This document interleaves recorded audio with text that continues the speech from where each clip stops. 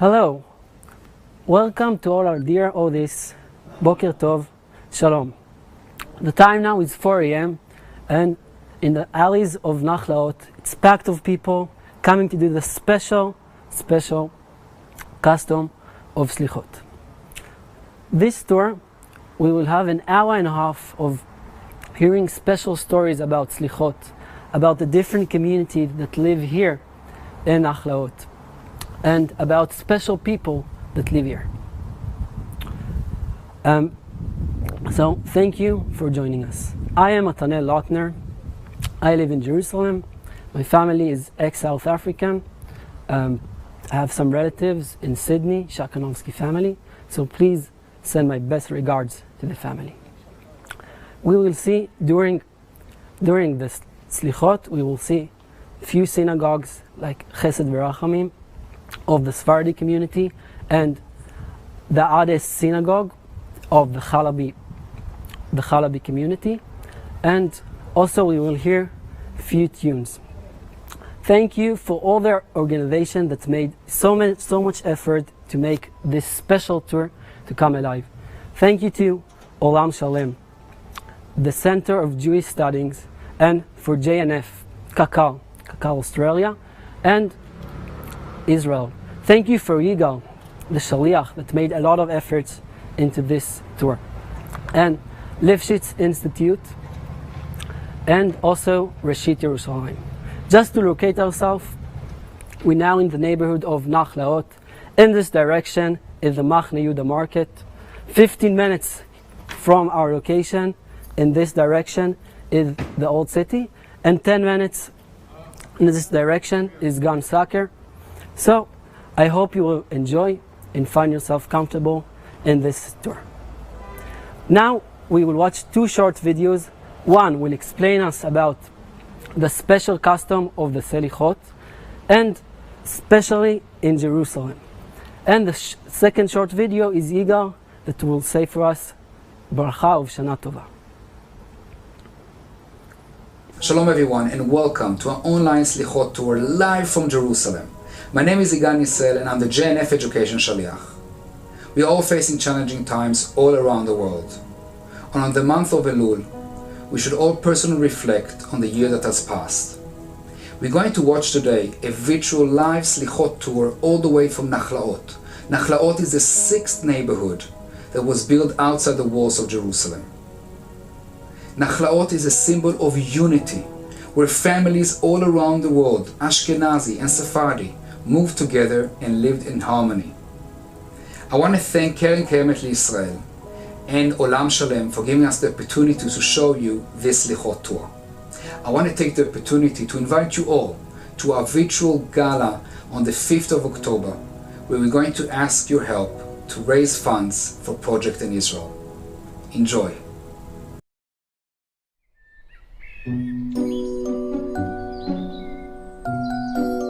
If you happen to wake up early, before sunrise, in the month of Elul and Tishrei, and you wander the beautiful alleyways of Jerusalem, you will see lots of people walking the streets.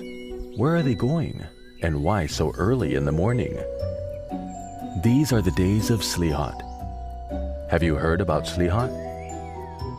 The word slicha, we all know, forgiveness. If, God forbid, we hurt someone, we say, slicha, I'm sorry. And it means that I understand what I've done and that I want to make amends. But how is all this connected? Slichot are ancient prayers that have been said for thousands of years. And until today, they are said in synagogues all over the world.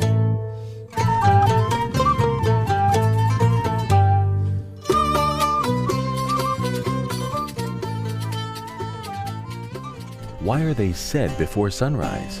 According to Jewish custom, the special time between midnight and sunrise is the time when the gates of prayer are open in heaven.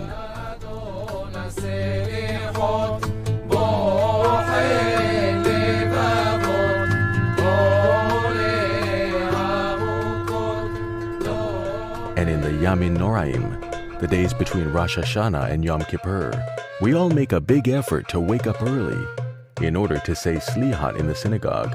In the slichot prayers, we request forgiveness for our deeds, and ask that our prayers will be accepted willingly.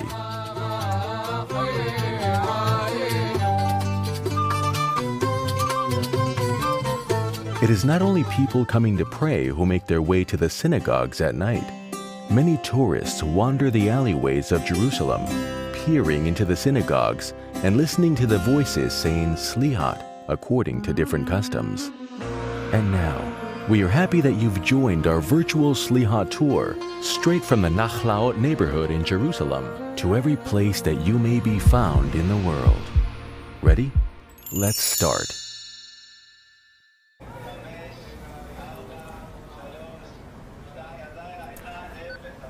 Shalom. We're now located in the neighborhood of Nachlaot. Nachlaot was established 146 years ago. It's a combination of a lot of small neighborhoods, mainly called Nachala and plural Nachlaot. Each neighborhood is actually a different community coming from a different part of the world. It could be from the Middle East or from Europe, Ashkenazi or Sephardi. The neighborhood was built in 23 years. Each community observes their own way of life, has its own synagogue where they pray in the Nosach, in the original Nosach of their original country. Right after me is Bet Knesset Chesed V'Rachamim, one of 67 shuls we can find in Nachlaot. Just 2 minutes ago, they started the slichot. Every morning, the people will gather from many places to come to pray. Just imagine, for 40 days, from Rosh Chodesh Elul until Yom Kippur, people will come and pray, waking up every morning at really early times. When I talked to the Gabbai just yesterday, he told me that one of the people comes all the way from Bet Shean, town next to the Kinneret. He wakes up maybe at 2 a.m. to make his way to the slichot. This shul has very special arts. One of them is a kotel alley, the way the kotel was in the British period until 67, art of the 12 tribes, art of the different holidays, and etc. In this place, they pray in the Sephardi Nosach. As you can see, the shul is dedicated for few people. All of them are relatives of the Gabbai. The Gabbai told me that his family came here 100 years ago from the Muslim quarter in the old city, and one of the people here is his uncle that died at the parachute at the Tzanchon in one of the wars of Israel, and the family decided to dedicate the shul also for him. So now we will have the opportunity to hear a bit of the special tunes of this shul. The cameraman cannot enter the shul, but I will enter, and you could hear one of the special Sephardi tunes.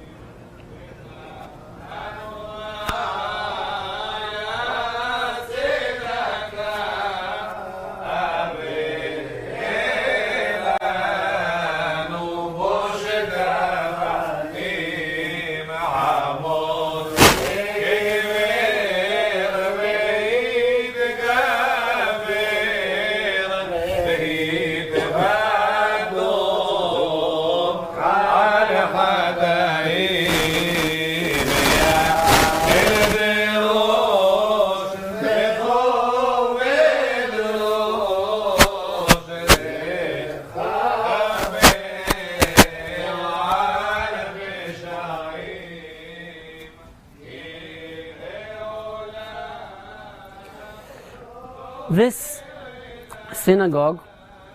synagogue saw many days. In the time of the British period, freedom warriors from the Lehi and the Etzel found a place here.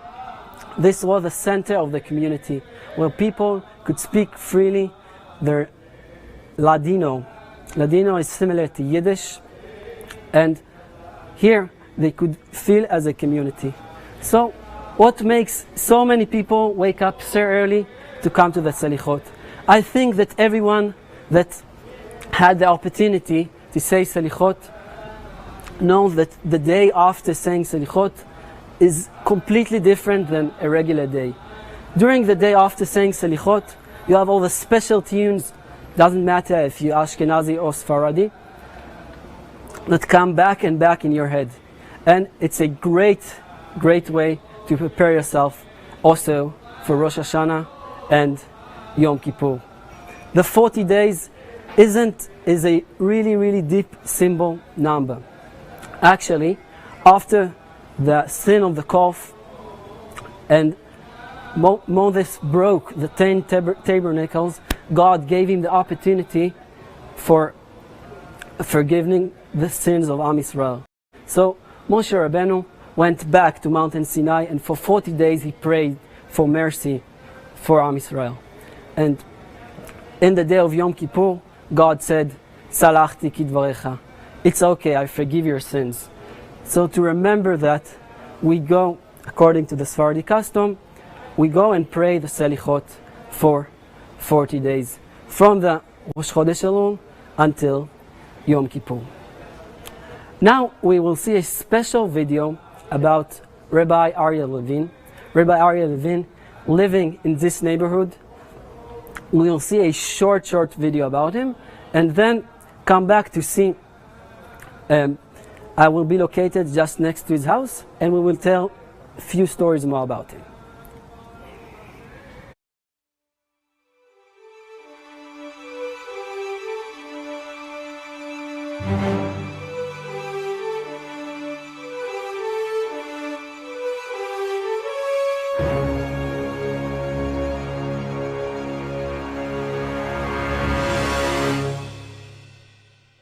A 100 years ago, Great Britain ruled the land of Israel. During those years, there was a growth in Jewish settlement, and Jews in Israel looked forward to living in an independent country of their own. There is a ray of light wandering the streets of Jerusalem. It illuminates the darkness. The need for it grows as the darkness deepens. This ray of light was Rabbi Aryeh Levin. Rabbi Aryeh Levin was a short man with kind eyes and a huge heart, who made it his mission to love all human beings. Inside his coat, his wife had sewn a secret pocket so the secret should not be discovered. The house of the Levin family in the Mishkenat Israel neighborhood of Jerusalem was rather small and narrow. It had only 2 small rooms for Rabbi Aryeh, his wife Hannah, and their children. My name is Binyamin Benji Levin. My father was the oldest son of Rabbi Aryeh Levin, the Tzaddik of Yerushalayim. After my bar mitzvah, I went for the first time to Jerusalem and lived with my grandfather in his little room, which was an experience that I will never forget my entire life. The people that came into his little room to visit with him spanned the entire gamut of Israeli society, from the most religious to the most secular, and everyone was welcomed in his home. Every morning, Rabbi Aryeh would go to work. Pacing quickly on his way to Talmud Torah Etz Chaim, he would hold on to the corner of his coat with his hand, as though he were keeping a secret at bay. In the yeshiva that where he worked, he was in charge of the students. My grandfather's room in this yeshiva, in this academy, was the worst room in the entire building. It was a room under the steps, like Harry Potter. My grandfather called my father and said, "Look at this scene before you. What do you see?" He said, "I see boys running back to class after the recess." And then he said to my father, "You know what I see? I see that boy over there has torn trousers. He doesn't have any money to buy a decent pair of trousers." Next few days, he made sure that a tailor came and made him a pair of trousers. He said, "Do you see that boy over there? He doesn't even have what to eat." And then my grandfather went and made sure that every day there was a sandwich in his lunchbox. And that was the discerning eye that my grandfather had, always to see each and every individual and to see what their needs were. When the school day ended, Rabbi Aryeh rushed to get on his way as his hand touched his coat and he heaved a sigh of relief. He rushed to visit the patients in the nearby hospital. He then continued in the direction of the Wailing Wall to pray. This day, something happened which changed his life forever, and so he recounted. I went on a Friday morning to the wall, to the kotel. While I was praying, I heard a woman crying. My holy grandfather said, "How can I pray when I hear somebody else crying? Maybe I can help her." So right away he closed his prayer book and he walked over to the woman and he said, "My dear, why are you crying?" And she said, "I have a son and he has leprosy and he's in the institution, in the leper colony. Everyone is afraid to go there. And I'm also afraid to go there, and I don't know what's happening with my son." And so that day, he met his way from his home in Nachlaot to Talbiyah. That's a long way. That's a pretty long way. I said, "You weren't afraid?" He said to me, "Shluchei mitzvah einan nizakin." If you go to do a good deed, and it's not for your honor, and you're not making money from it, but you really want to help somebody else, the angels watch over you. In those days, the lepers were kept in isolation in the rear end of the city. Every day, Rabbi Aryeh and his wife would come visit the patients, bringing them kosher food and giving them hope and encouragement. The British Mandate ruled the land of Israel. Underground fighters who were opposed to British rule met it with resistance. The underground fighters carried out such tasks as defending the Jewish settlements and helping the illegal immigrants who had reached Israel by sea and had not been issued entry permits by the British. Some of them were arrested for these actions and jailed in the central prison in either Jerusalem or Acre. Rabbi Aryeh was called the father of the prisoners. Not the rabbi of the prisoners, the father of the prisoners. And every Shabbat, every Saturday morning, my grandfather would go, he would walk quite a way to the prison. And my grandmother knew that he would bring notes from their families to them. She sewed long pockets into his black coat so that he could put in all these notes that he brought to the prisoners. There was no WhatsApp. There was no email. There was no telephones. There was no way to tell another person, get in touch with another person. The British, who at first gave my grandfather a difficult time, but when they saw that my grandfather was like a father to all of them, and they realized that this man is a holy man, they never checked him and never bothered him. And every Shabbat, my grandfather would go to pray together with them. And some of the most non-religious prisoners at the time, some of them were atheists. They didn't believe in God or anything. And I asked one of them once, "How did you relate to my grandfather when he came on Shabbat to pray with you?" He said, "Everyone waited the whole week for your grandfather's visit. To get his warm handshake that was like electric, we'll never forget it." He said, "Because we felt in his eyes the love. He was doing it because of the love that he had for each and every one of us." And when your grandfather left, we started counting the days to his next visit. Meanwhile, the British had left. The State of Israel was established, and Rabbi Aryeh Levin went on acting in his special ways, even though he was now an old man. One day he fell ill and was rushed to the Hadassah Ein Kerem hospital. The doctors told him he only had a few weeks to live.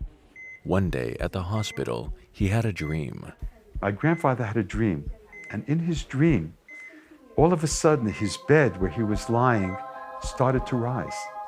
And the top of the bed went up on the top, as if they were coming to take him back to his place. His end was near. He had finished his lifetime work. And as the bed was moving up, all of a sudden, thousands of notes started to snow down like a snowstorm. And these were the notes that through the years my grandfather had brought to all those people suffering, to all those people who were waiting death. They didn't know what would happen with them. The notes that my grandfather took care every Shabbat and every opportunity he had to bring to those people a little message, something from home, a little word of encouragement. At that moment, Those notes said, no, no, no. You're not taking this holy man away. They started to flood the place and the bed and knock the bed down. So many notes, one after the other. My grandfather woke up and saw it was a dream. And the dream said to him, no, no, no. Your time isn't over, as the doctors say. Those notes aren't going to let you go. All those thousands and thousands of people that you cared for your lifetime are not going to let you go yet. Rabbi Aryeh woke up from his dream and realized that his time on earth had been prolonged due to his good deeds. A year later, he passed away of old age. His legacy remains with us.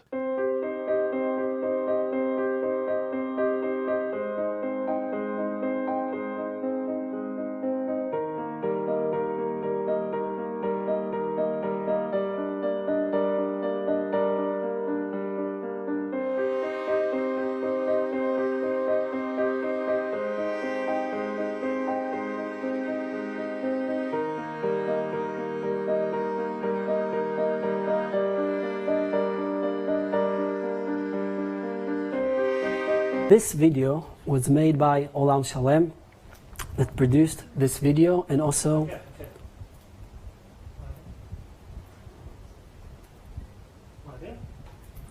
Shalom. This video you watch now was produced by Olam Shalem. I want to use this opportunity to remind you to use the chat box.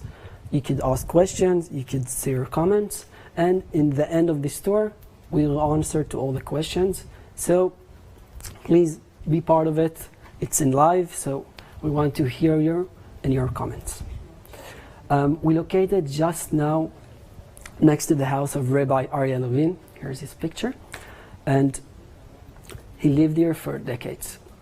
As you watched already in the video, Rabbi Aryeh Levin tried to be connected to the people that society didn't really want connection to them. One of these populations is the prisoners, not the political prisoners, but the actual criminals. After they went out of jail, they couldn't find the way back to regular society, normative society. So Rabbi Aryeh Levin decided to open his house for these people. In this house, he hosted these people, gave them small amount of money, and above all, his smile. They say that once upon a time, one of the criminals came to visit in the house of Rabbi Aryeh Levin. The hour was late, so Rabbi Aryeh offered him to stay to sleep. Why should you go when it's night and dark? Please stay in my house. And the guest agreed. When Rabbi Aryeh Levin woke up at the morning, he saw that the candlesticks made of silver were gone. He understood that the prisoner took them with him.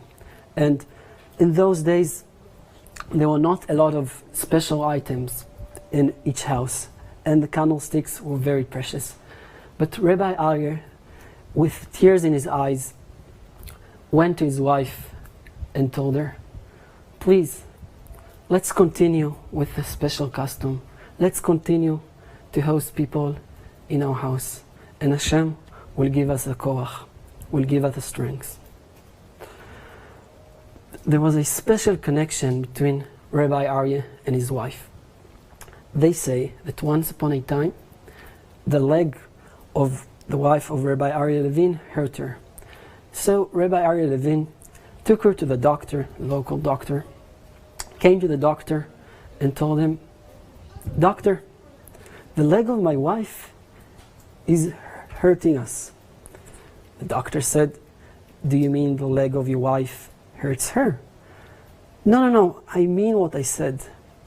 When my wife feels pain, I also feel pain. I feel we're one body, and I cannot separate my feelings from her. So please, do your best to stop the pain we feel. After the independence of Israel in 48, the government offered many rewards to Rabbi Aryeh Levin. They also offered him to move to a bigger house. the house during the years was splitted, and Rabbi Aryeh Levin lived in this entrance, having a room for himself and nothing more. So many people offered him to move to a comfortable house, much bigger and not in the crowded town. But Rabbi Aryeh Levin said, I have everything I need. I have the opportunity to do tzedakah, to do chesed to other people. I have a room for myself. I don't need more than that. And he refused to get all the special rewards. But today, this alley is called Rabbi Aryeh Levin Alley, in the name of Rabbi Aryeh, the special light of Jerusalem. Now we will walk to a nearby chatzer, a yard, called Sukkot Shalom, and we will see a special story about a man that lived there in the time of the British. As we saw in the video, Rabbi Aryeh Levin was called the rabbi of the prisoners, the political prisoners, the freedom fighters against the British mandate. And this neighborhood is filled with people that were fighters, freedom fighters against the British. Just to remind you, in 1917, the British conquered Jerusalem, and the British mandate starts in Israel. Now you can see the Chatzer Sukkot Shalom courtyard.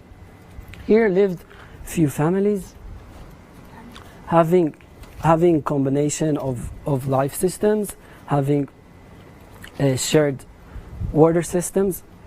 One of the people that grew up in this neighborhood is Avraham Elkayam. In that time, the British had a lot of obligations on Jewish life.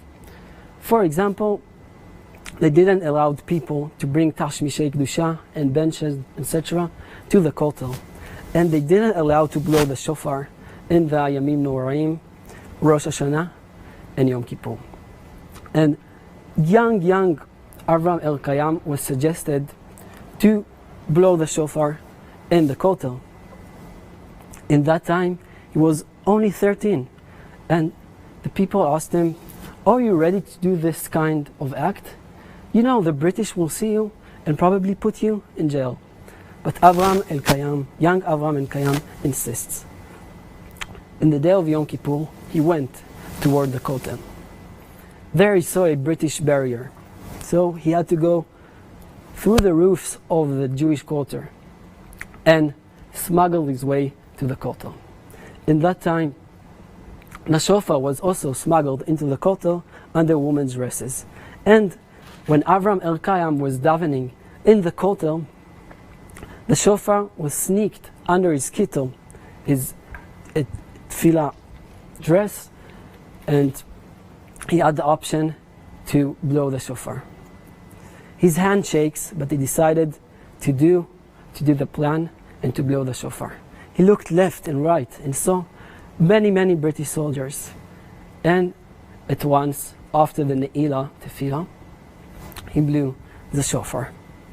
It took only seconds until the British soldiers caught him and took him towards the jail. But hundreds of people after him sang the Hatikva, the hope for Jewish people to have liberation in Eretz Yisrael, what happened to be the national song of Israel. But it's not the end of the story. A few months later, the Jordanian came and conquered the kotel, and for 19 years, Jewish people could not go to the kotel. But in 1967, Avraham was one of the soldiers conquering the kotel, and he had the opportunity to blow the shofar. He was one of the last people to blow the shofar in 1947, and one of the first people to blow the shofar in 1967. There he met Moshe Segal, one of the first people to blow the shofar in 1931, after jailed by the British. And together they met and shared their special act. So what's so special about the shofar? As we say in Tefillat Amida, תקע בשופר גדול לחירותנו. Please, God, Hashem, blow in the big shofar for our liberation, for our redemption. So, we know that blowing the shofar is a symbol for liberation, for Jewish pride. Now we will watch a short video, an interview with these two special people, Moshe Segal and Avram Elkayam, and other people that blew the shofar in the Kotel in the British period.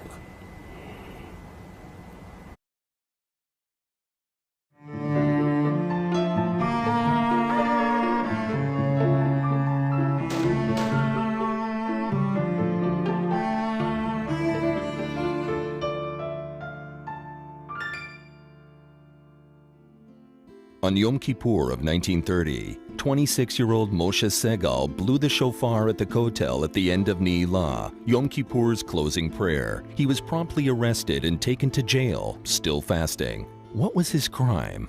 Under British law in Palestine, Jews were forbidden to blow the shofar at the Kotel, pray loudly there, or bring Torah scrolls so as not to offend the Arab population. For the next 18 years, the shofar was sounded at the Kotel every Yom Kippur. Shofars were smuggled into the Kotel where brave teenagers defiantly blew them at the conclusion of the fast. Some managed to get away. Others were captured and sent to jail. Echoes of these inspiring acts reverberated throughout the Jewish world.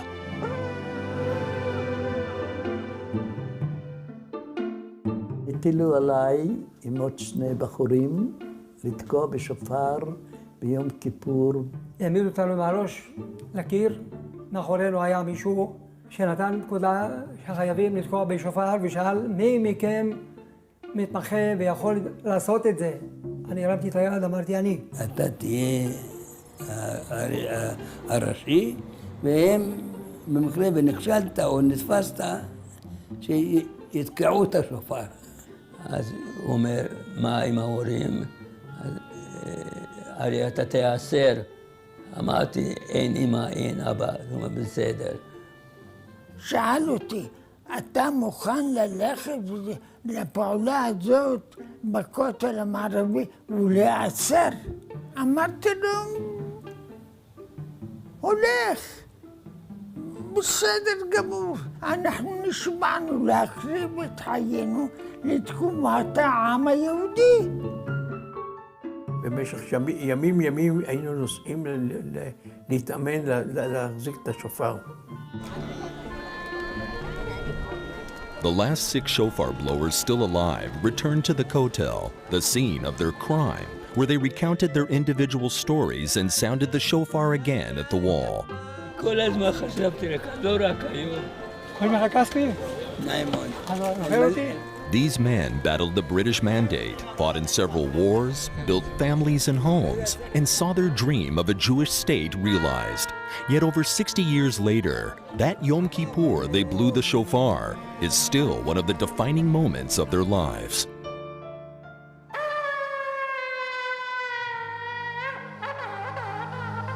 באה בחורה, באה עם ילדה, ואמרו לי שהם לוקחים אותי לכותל. איפה השופר? אצל הילדה. בדרך לעיר העתיקה יש שם שער להיכנס לרובע היהודי. הבריטים יצאו שם, אמרו אין דרך ללכת לכותל, גמרנו. לא ידענו שיסגרו את הכניסה לכותל. עברנו ממרפסת למרפסת ברובע היהודי, קפצנו מגינה לגינה. והגענו לכותל. איפה שנכנסים לכותל היה שם העמדה של המשטרה. היה המון שוטרים. הוא היה קיר גדר, ועמד שוטר, ואני זוכר את המספר שלו. היו שם בריטים גבוהים, הביאו במיוחד, שהסתכלו מעל הקהל. The British police officers did not speak Hebrew. Messages were secretly delivered to the Jews gathered at the Kotel, disguised as prayers. אני פתאום רואה שוטר חרש. אמרתי לכאן, תזהרו משוטר החרש. שהוא נמצא ביניכם. אומרים עננו, יש לנו מרגל, עננו. עננו, כולכם תדחפו אותו, עננו. כמה דקות לפני התקיעה היית רואה שהשוטרים והצבא מתחיל לנוע בפנים, כי הם יודעים כעוד דקה, 2 דקות, זה מגיע. עמד על ידי בן אדם דתי מציצית, והעביר לי את השופר, הוא כיסה את עצמו שאני לא אראה אותו, הם יתפסו אותי, שאני לא אגיד ממנו. הפעולה התבצעה בצורה כזו, 3 בחורים, מצד ימין אחד, מצד שמאל אחד, באמצע אחד. אני הייתי פה במקום הזה. והתחילו לשיר בשנה הבאה בירושלים, אז לקחתי את השופר ותקעתי. ברגע שמצד ימין התחיל לתקוע, אז כל השוטרים היו רצים לכיוון ההוא, ואז צד שמאל תקע.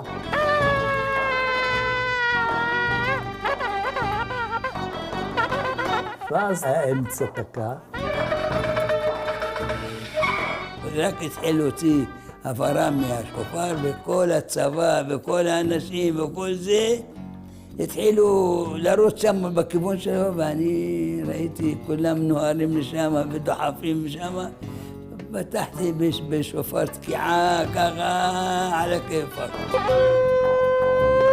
ברגע שתקענו והיה מהומה, התחילו מכות עם עלות. דחפו את כל הציבור בכוח עצום, רצו למי שתוקע בשופר. התחילה שירת התקווה ובאו לתפוס אותי לחבב אותי. עמד לידי הקצין לנגר.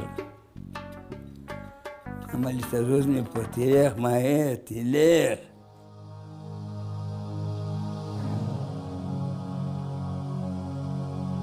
איך שזה קרה, תפסו אותי. הבלתי צעק באנגלית שתפסנו אותו. 2 שוטרים היו, צד אחד שוטר, צד שני שוטר. איפה שאנחנו התחלנו ללכת, המון אנשים אחריי. ניגש מישהו אחריי בעברית, אמר לי, אל תפחד, אנחנו נשחרר אותך.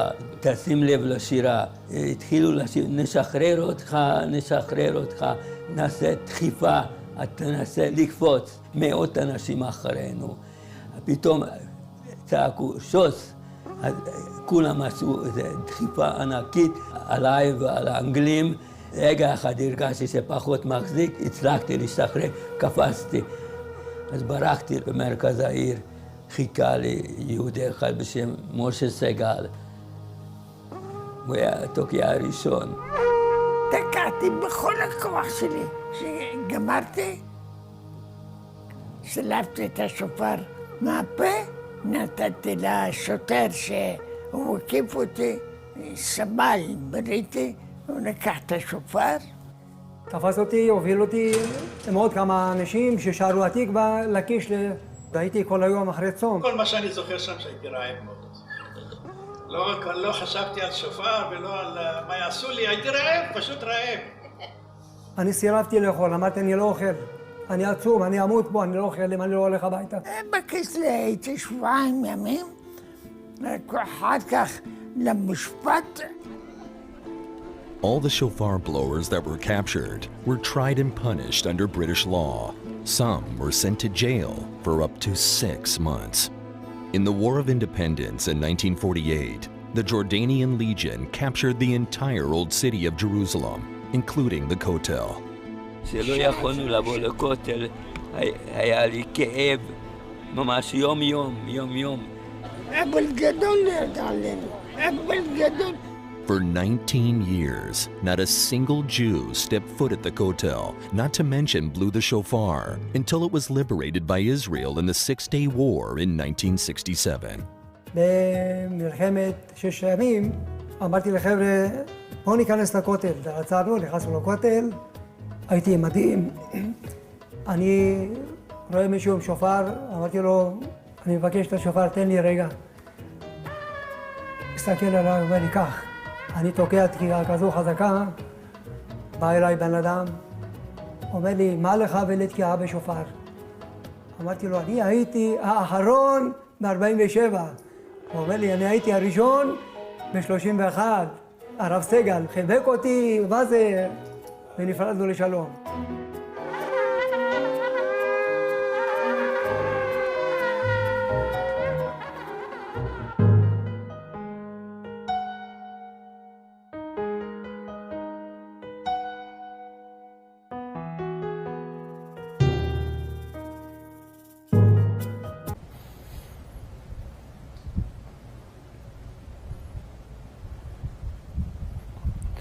Shalom. I hope you enjoyed the short video about the Shofarot mission. We got a question on the chat, how much time takes the slichot?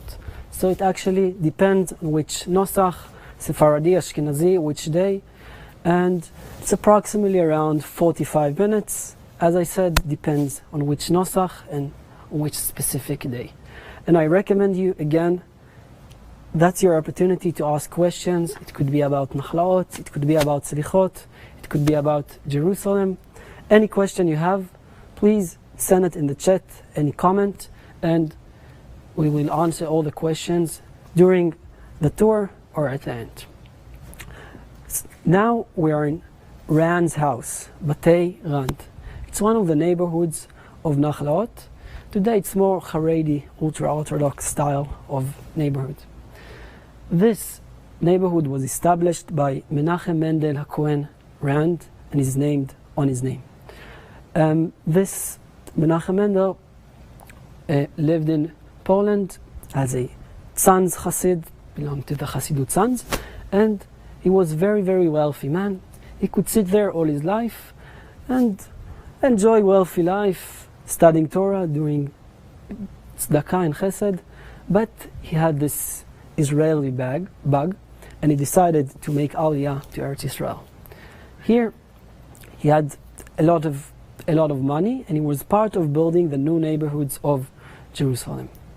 He built a house next to the Kotel HaMa'arvi called Beit Rand, the House of Rand, where poor people could live without paying money.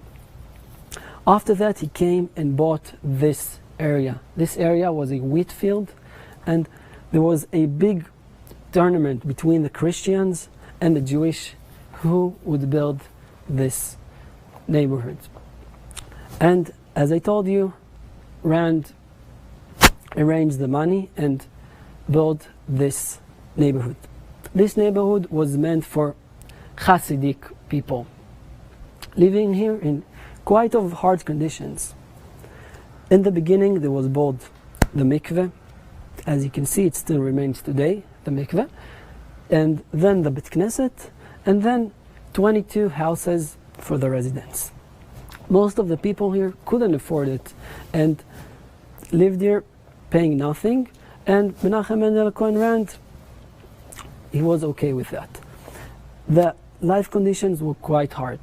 There were 3 pots where people could get water for drinking, and every floor had shared toilets. So, for example, if somebody had to go to work at 8 o'clock, he had to wake up even earlier because there was many people that wanted to use the toilets. As I told you, the life conditions were quite hard, but the Hasidic atmosphere made it a very, very happy neighborhood. Right next to us there was a Litvak, Lithuanian neighborhood, and there was a bit of tense between the two neighborhoods, between the houses of Rand and between the broiler houses, the places of the Lithuanian people. For instance, when in the Lithuanian world they went to daven Mincha, the afternoon prayer, here in Rand's houses they only arranged themselves for Shacharit, dunking in the mikveh. Also, when the rabbi told about the Gehenom that waits for the sins, and all the congregation of the Lithuanian were crying, here the Hasidim were dancing, singing songs of Suda Shlishit of Shabbat. And there was a special atmosphere of Hasidi lifestyle. In the hall of the synagogue, of the shul, there were no furnitures, because When Hasidim pray, you know where they start the pray, but you never know where they finish. And during the tefillah, they can hit the furniture. They decided to have the hall empty of any kind of furniture. There was many yard sites for the different rabbis and different admorim. Every week there was 1 or 2 yard sites where the Hasidim gathered together to learn Torah and to have songs and to have a bit of mashke, a bit of alcohol, just to make life a bit happier. Many poor people from all of Jerusalem knew to come to the yard sites and to enjoy a bit of happiness and a bit of kedusha and connection to the Kadosh Baruch Hu. A special event during the year was Lag BaOmer festival, where, as we know, there is the yard site of Rabbi Shimon Bar Yochai. People of Jerusalem tell that they came here, many people together, singing songs all the night, having the fire and celebrating the special yard site of this special tzaddik, Rabbi Shimon Bar Yochai. Today, this area is more Haredi, as I said, and rabbis that can't afford it live here paying really small amount of money. In this area, we could see all different kinds of more Haredi part of Nachlaot. Other neighborhoods will not allow us to enter, but this neighborhood is quite peace and quiet, and they allow tourists to come and to see. Just to say a bit about the Nachlaot today, you can find also people from the original communities, as I said, communities from the Middle East, communities from Europe, Haredi, Hasidi, Litai, Sephardi, all kinds, and many youngsters will come to live here. A few decades ago, the municipality of Jerusalem decided to fix the area, and it became a place that youngsters want to live here, actually quite expensive, and this is also the heart of the culture of Jerusalem in many aspects. Here you could hear shiurim in Hasidut of the Baal Shem Tov. You could do yoga.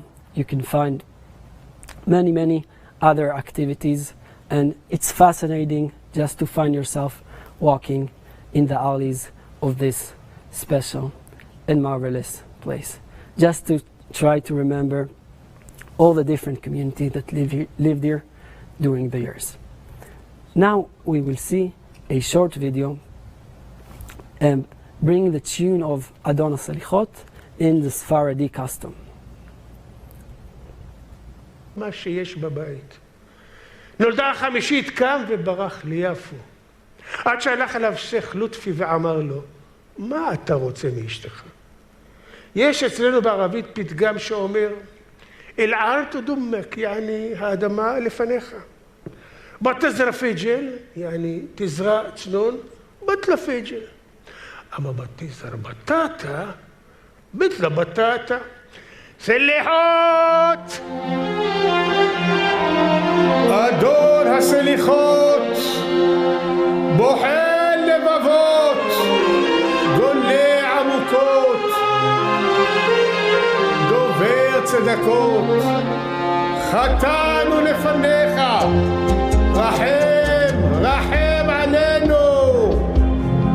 אדון הסליחות, בוחן לבבות, גולה עמוקות, דובר צדקות, אדור בנפלאות, ותיק בנחמות, זוכר ברית אבות, חוקר כליות, חטאנו לפניך, רחם עלינו. חטאנו לפניך, רחם עלינו. יקומו הבריות ויתעוררו רצון הבורא. לכולנו הבל, ובצווארנו חבל. עמוני הוא האלוקים, עמוני הוא האלוקים. עמוני הוא האלוקים, עמוני הוא האלוקים. טוב ומתאים לבריות, יודע כל נסתרות, כובש עוונות, לובש צדקות.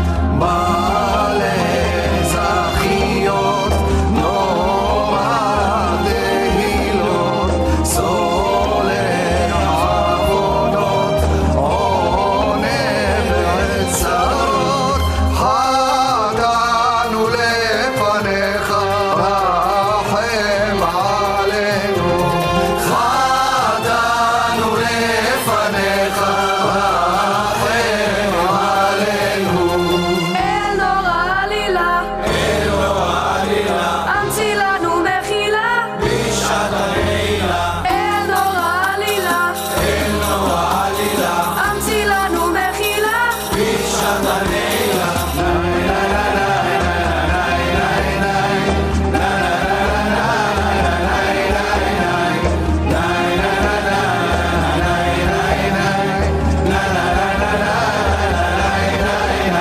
שמע ישראל, עמוני אלוהינו, עמוני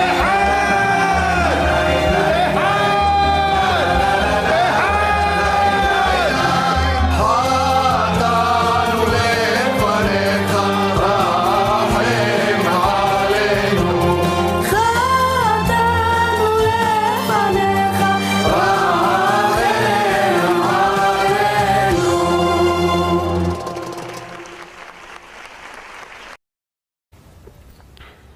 Shalom. Welcome to the Oel Moshe neighborhood, one of the neighborhoods of Nachlaot. Here, the residents were Sephardi, coming from Spain, and of course not coming directly from Spain, but having the Spanish custom. The people here spoke Ladino, as Yiddish, Ladino are a combination between the local language Spanish and the Hebrew language. Here, the houses were closed at night by gates, protecting the neighborhood from out things and bringing a comfortable for all the people living here. Here, the people were working in different kinds of jobs of this time, as shoemaker, as watchmakers, and this is a big significant difference between the Sephardi community and the Ashkenazi community.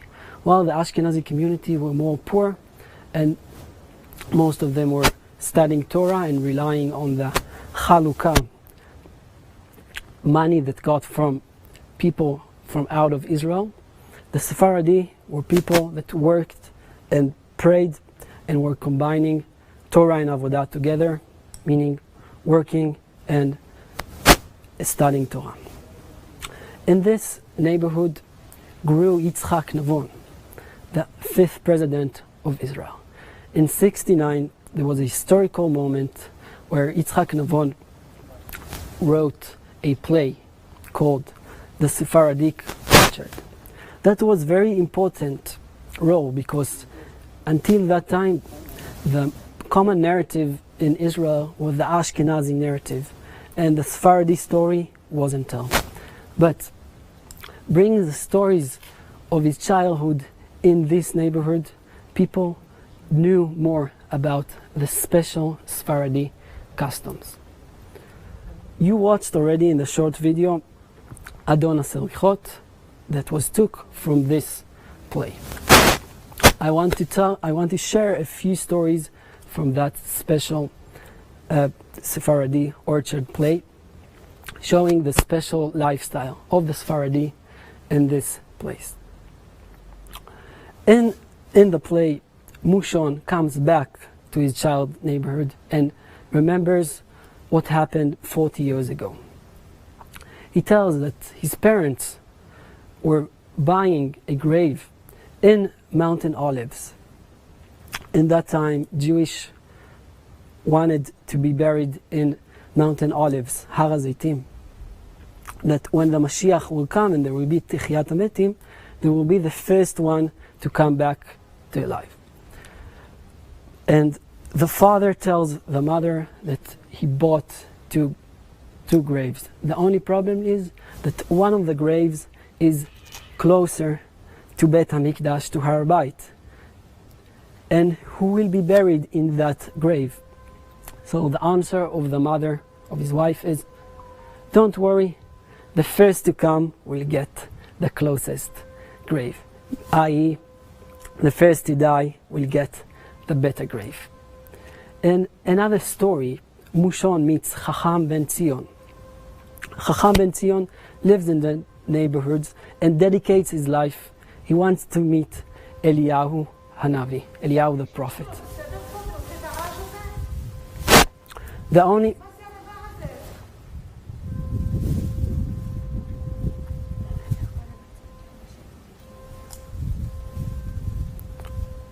only problem is that not many people had the opportunity to actually meet Elijah. And this guy, Ben Tzion, dedicated his life to fasting every Monday and every Thursday and doing a lot of tzedakah b'chesed, but still he didn't see Eliyahu Navi. He asked Mushon what to do. Mushon told him about Chacham Sharabi, one of the rabbis, the Kabbalah rabbis from the old city, that according to the story met Eliyahu Navi. One day the assistant of Rabbi Sharabi has been asked to give him 2 cups of coffee. She asked, why? Why do I need to bring you 2 cups of coffee? You by your own. The rabbi said, just bring it. And then she was very interested. She was very curious, and she looked from the hole of the door, and there he saw 2 people, Rabbi Sharabi and another person that wasn't before that. She understood. Rabbi Sharabi actually met right now Eliyahu Navi. So Mushon suggests Chacham ben Tzion to go to the grave of Chacham Sharabi and to pray that he will have the option to see Eliyahu Navi. Mushon asks Chacham ben Tzion, why it's so important to you to see Eliyahu Navi? Do you need something? You have everything here in your life. The answer is, I need it only for my soul. What do poor Jewish people in Jerusalem are looking in that time? Only to meet their soul, to see Eliyahu Navi, and to become more closer to the Kedusha and the Kadosh Baruch Hu. Now we will see a short video of Rabbi Benji saying Shana Tova. Who would have ever thought this time last year that we would be living through a year like this one, when we sat in Unatana Tokef and said, Mi b'magefa, who by plague? Who knows what's going to happen next? The ideas of health and happiness, of success, take on such deeper meaning as we go into this new year together as one. Rosh Hashanah, the head of the year. Why is it called a head of a year? Why not Shana Charasha, the new year, like in so many other cultures? I believe that one reason is because the head is the control center of our entire body. If we want to define any action that we take within our body, it needs to first be decided upon within our head. And that is the period with which we find ourselves. We need to think, contemplate, introspect about the people we want to become, about the actions we want to take. And usually it's with so many other people around, with a fanfare of celebratory meals, of packed synagogues. This year, in the quiet of our own home, the nucleus family, with ourselves, to listen to the Kol Dmama Daka, the still voice of our conscience, to listen to the call of the shofar, and to consider how we're going to be different people. Let's make the next year the most meaningful one we possibly can, because we can't control what's going to happen out there, but we can control what's going to happen in here. Shana Tova Umituka. בן אדם עליך נרדם, קרע בתחנוני, שפוך שיחה דרוש סליחה, מאדון אדוני, וחסותיה ואל תאחר, בטרם ימים פונים, ומרערוץ לעזרה, לפני שוכן מעוני, ומפשע וגם רשע, ברחוף חד מאסונים, אנשי שמך יודע, ישראל נאמני, לך אדוני על צדקה, ולנו מושט הפנים, לך אדוני על צדקה, ולנו מושט הפנים.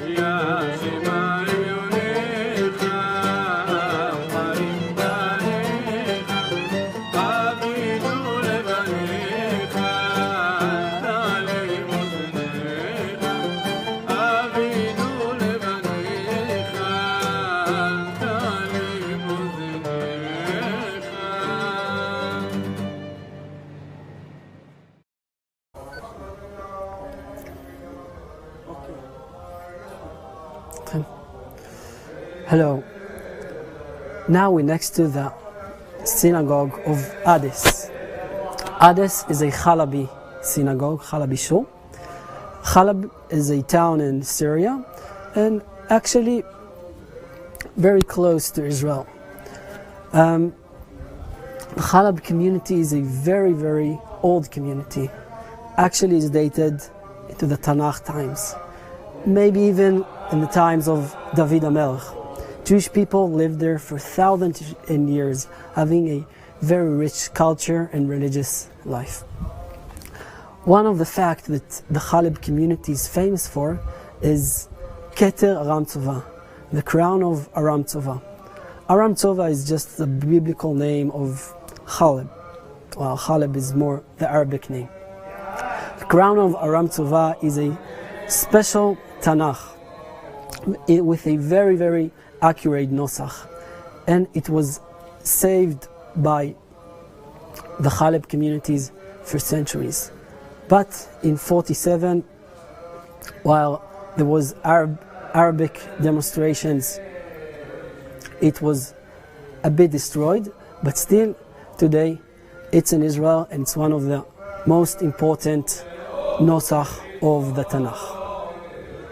The Halab community is known for a lot of special traditions they observe. One of them is very special musical culture. Every Leil Shabbat, every evening of Shabbat in the summer times, the community gathers together for Shirat HaBakashot. Shirat HaBakashot, translated as Song of Request, is a lot of songs they sing in order to show the love of the community towards Hashem. The roots of this Shirat HaBakashot come from Tzifat of the 16th century. Tzifat is a center of Kabbalah where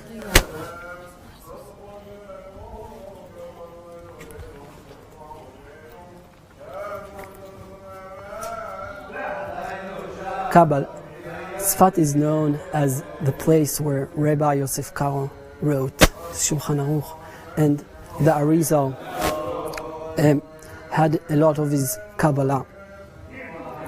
And in that time also the custom of Kabbalat Shabbat and Lechadodi was introduced into the Jewish world. One of the most famous songs of Shirat HaBakashot actually finds itself in the Kabbalat Shabbat and is the song of Yedid Nefesh. Yedid Nefesh finishes with a sentence, Maher Ahuv Kiva Moed V'chonenu Kimei Olam. Come quickly, our beloved one, and bring the redemptions as ancient times.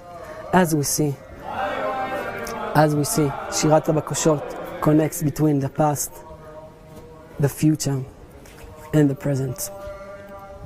Other special custom of this community is having every Shabbat different musical scale.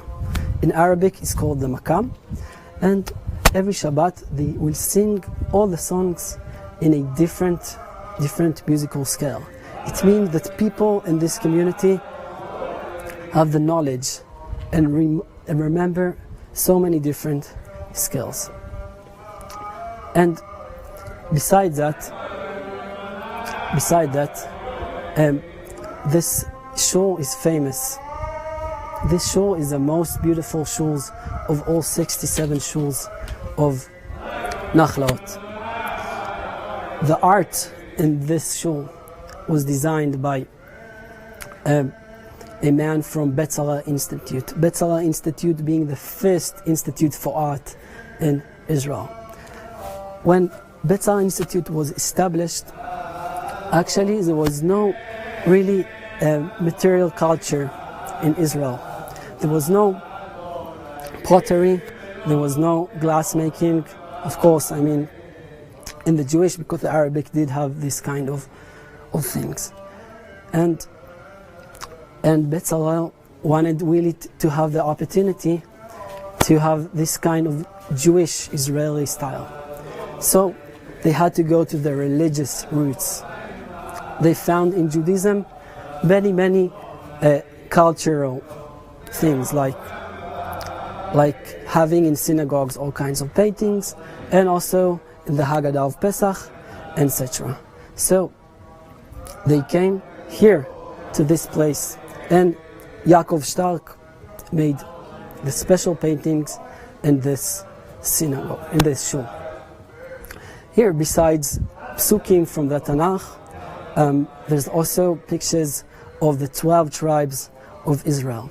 Every tribe having its different symbol that, according to the Midrash, was on the flag of that tribe.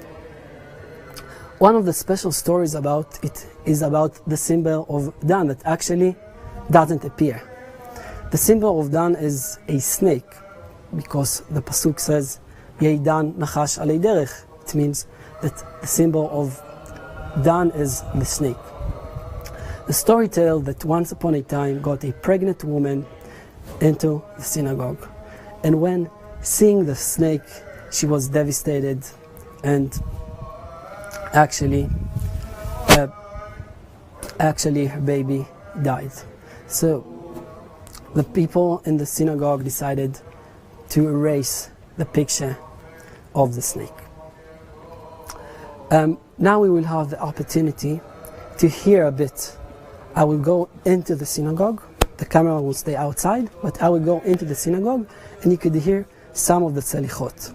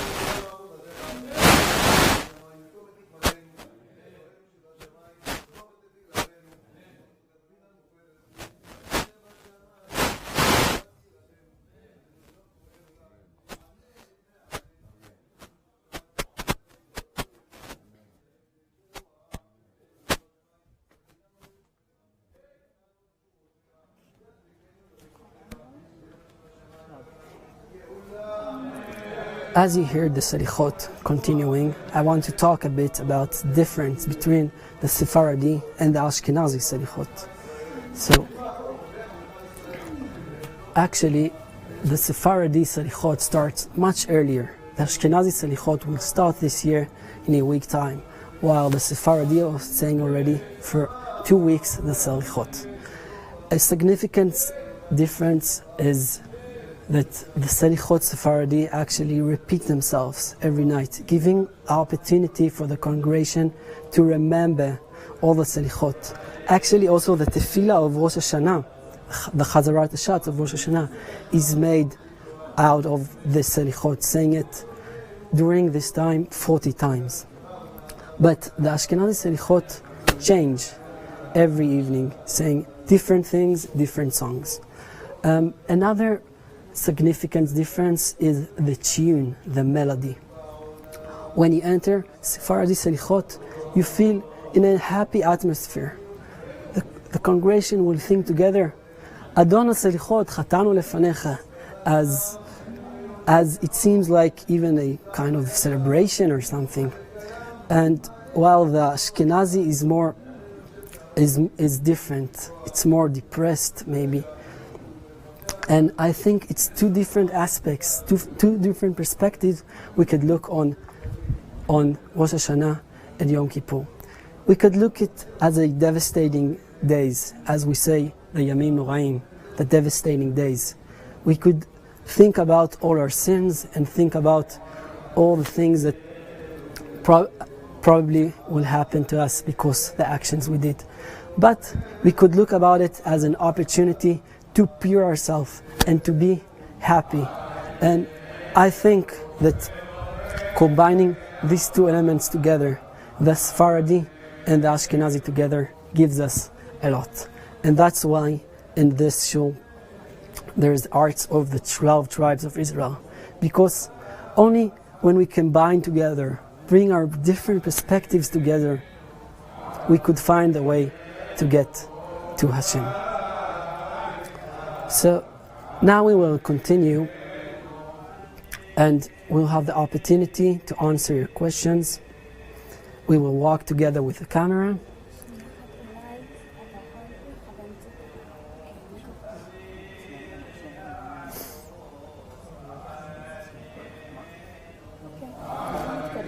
ניכנס שוב.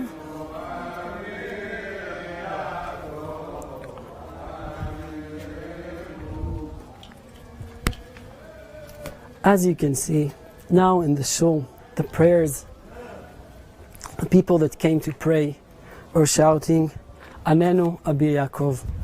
Please Hashem, listen to our praise. And in another show, they just started now a different minion of slichot. That's because we could do in different times the slichot.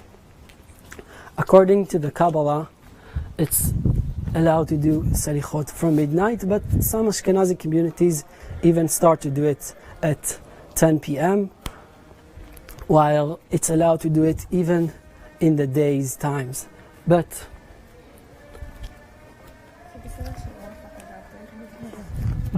in the night's time, it's the best. The reason is that from the darkest time, we can find the light. And doing the slichot in the nighttime is a best way to pure our actions.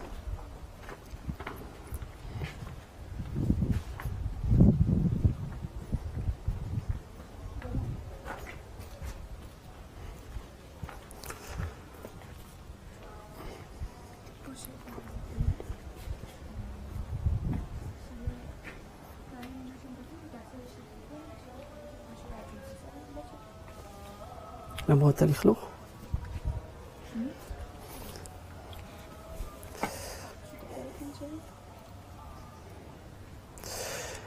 Okay, so let's see the questions.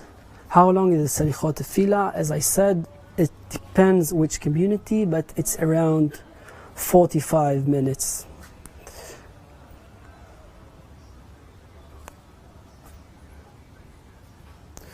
Do most people pray all 40 mornings or just 1 or 2 mornings?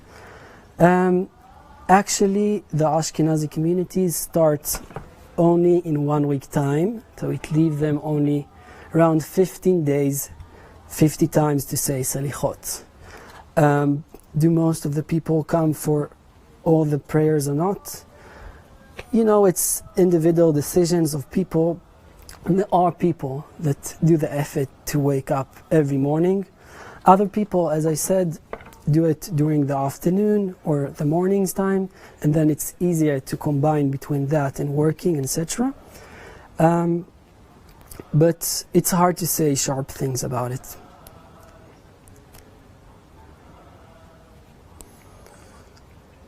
Made me feel a little bit like I'm in Jerusalem. Can't wait to get back. That's great. I hope you will have the opportunity to visit Israel in a short time. And not only the gates of Tefillah will be open, but also the gates of the jets will be open. It's always great to visit Jerusalem. And I hope you will have the opportunity to wake up at these times and to see these great alleys of Nachlaot and even join one of the slichot. If there are more questions, now there's a good time to ask them. I want to thank again all the people that made all the efforts for this tour, for this special tour. Olam Shalem, as I said, is a center of Jerusalem studies. You could visit our website, www.olamshalem.org. In the website, you could see this video. This video is filmed and will be uploaded to the websites, and a lot of other lessons and other tools that will help you to be better teachers. So I highly recommend Olam Shalem. Check us in Google, check us in Facebook. Of course, everything is in English. And beside that, I want to thank JNF Kakar, also is JNF Israel, and also JNF Australia. Lifshitz Institute and Rashit Yerushalayim also made a lot of this tour. I want to thank the camera and the soundsman, Azaria and Daniel, and Michal from Olam Shalem that made a lot of efforts into this evening. I hope you enjoyed, and I want to finish with a tefillah, a special tefillah we say in a lot of events in Yom Kippur, during Leil HaSeder, Leshana Haba Yerushalayim Abnuya. Hope to see you in the next year in the build Jerusalem. Now we will see a short video summarizing all the different stations we saw during this tour. Thank you very much. Shalom from Jerusalem, from Nachlaot. We walked through Jerusalem in slichot days. What an amazing opportunity and honor. We started at the Sephardic synagogue, Hesed V'Rahamim, meaning kindness and mercy. The name of the synagogue is so fitting, considering the time of year. We continued on to the house of the modest and pious Rav Aryeh Levin, and we walked in his footsteps on a Jerusalemite kindness-filled route. We visited the courtyard of the philanthropist Menahem Mendel HaKohen Rand and walked together through the beautiful Ohel Mosh neighborhood, also known as the Sephardic Orchard. We learned about the Shofar Rebellion and the inspiring story of Avraham Elkayam, who grew up in the Sukkot Shalom neighborhood. We peeked into the ancient Adez synagogue with its Aron Kodesh that came all the way from Syria. The decorations and the tunes that spill out of the synagogue are famous around the world and attract visitors all year round. And how could we not? We heard the famous, well-known, and well-loved Adon HaSlichot liturgical poem in which we request from God to forgive us. Jerusalem tells the story of all the different ethnic groups who realized their dreams many years ago and built their homes in Jerusalem. Memories of the prayers that came from Morocco, Syria, Spain, Russia, and Yemen remain with us until this very day. May it be that our prayers will be fulfilled wherever we may be in the world. Shana Tova and regards from Jerusalem.